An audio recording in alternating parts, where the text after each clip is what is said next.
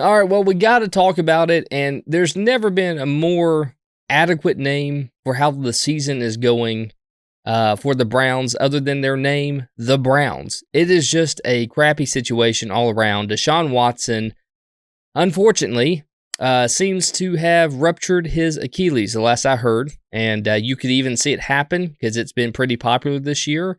It's a terrible situation for Deshaun. On the plus side, it does look like Massage Envy will be getting their sponsorship back. Yeah, that's good. That's good. They needed that. They've been hurting. They sure did. Now that Deshaun has a lot of free time on his hands, who knows what will happen. But there was a carousel of quarterbacks going around. Jameis Winston made an appearance. Dorian Thompson-Robinson, which I hate when people use all three of their names. It is one of my biggest pet peeves. But for the sake of argument, let's just call him DTR because we have to do that. And I think that for the Browns, there's a lot of controversy going on because there was actually cheers for when Deshaun went down.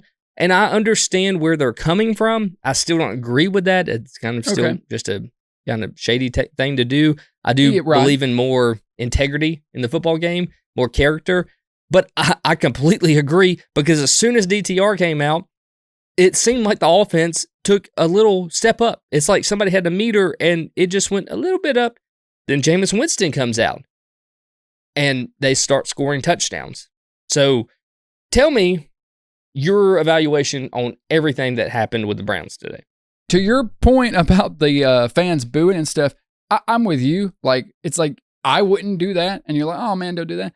You never wouldn't boo an injury. They would. Here's the thing though. They would not they would not cheer an injury if it was just because he had been bad. It's because he's a scumbag too. Like I'm sorry. I don't feel bad. I do not feel bad for this guy. I mean, the man sexually assaulted 30 plus women. I mean, like, what are we doing here? And it's not like, oh, he said, she said, like, we know what happened. So then you bend a franchise over for everything they're worth, go in there, and on top of it are terrible. And then the fans get excited when you're knocked out. Yeah, it's not very classy, and I wouldn't do it, and I don't like to see that. But I don't blame them, and I don't feel bad for the guy. I'm sorry, I just don't. Hot take, you don't either. You know you don't. Let's just be honest. Well, how can you? With that said, obviously you hope they're going to be better without him. They looked better immediately as soon as DTR came in, even though he struggled. Jameis Winston came in a little bit. If DTR could be serviceable, that would be ideal because he's on, a rookie deal. Regardless, you don't think DTR can be as bad as Deshaun was. The problem, though, is they're not getting away from this. The cap hit for Deshaun Watson in 2025, $72 million, $72 million, $72 million, $26 million. If they cut him before June 1, the dead cap hit would be $200 million, $172 for next year, $99 the year after. They're not getting out of it. There is no way out of it. They're screwed when they went and did the contract. All you can do is take your medicine now. I've heard some people say, do you trade Myles Garrett, get that contract off, get some capital back? I think you just have to accept the organization is useless for 2 to 3 years. I wouldn't really, if Myles Garrett wanted to be traded, I would do it, but I would basically just accept it and just say, hey, we got sucked for 2 or 3 years. The only way out of this is similar to what the Saints are going to have to do regarding their cap situation. You have to take your medicine. That's it. Yeah, and I think, moving on from Amari Cooper, trading him off was a step to say that, hey, the white flag situation, like you said last week, it was kind of them just surrendering. They're kind of preparing for what they'll have to do. I think today kind of just, solidifies the fact that they're going to have to move on from Deshaun Watson.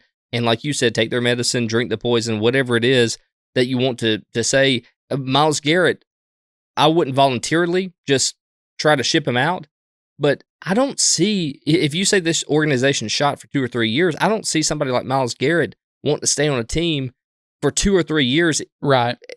And wasting his career away, not fighting I would do it for him just because if I'm running the Browns, everything he's given this franchise, I'd be like, I would go to him and be honest with him, be like, we're irrelevant for the next couple of years. If you want to go somewhere else, I will trade you. And he's out there, I just read a couple of articles before the segment started. He's out there defending Deshaun Watson left and right about his character and everything like that. Don't really think you should probably choose who you want to defend about character out and about. If he wants to be shipped out, I don't blame him because like he's an older guy. I wouldn't hate the fact that, if he wants to come to the Bills, we'll take him too. Well, they might as well Like at this point where you just have to take your medicine, you might as well just ship off everyone that has any kind of significant contract because you're not going to compete. There's no way around it. So you can't clear the books. You're like, even if you cut Deshaun Watson, the money's still there. They will probably end up cutting him, but you still got to pay him. With that said, maybe you can trade some of these other players that have high value contracts on your team, however many of them there are. I don't know. I'm not looking at their cap situation right now. Just get rid of all of them, get as much draft capital as you can, and hope you just hit in the draft and start building. Because we like to say, it's a long time, but those 3 years are going to go by one way or another. You messed up when you ran Baker out of town, but you just have to live with it. The best thing they can do is acknowledge it, tear it down, and just accept it. That's the quickest way forward and the most efficient way forward is just saying, hey, this is it. Let's go. Kevin Stefanski's probably going to lead because he's a good coach. And on top of it, I assume this is probably the popular opinion. I don't know. Deshaun Watson never steps on the football field again, right? Maybe for anyone. I don't think for anyone. I don't think we ever see him play football again.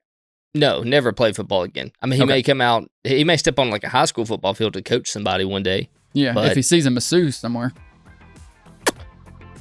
Let's wrap it up. He'd run onto the field in that case. My Achilles isn't that bad, guys. It's fine.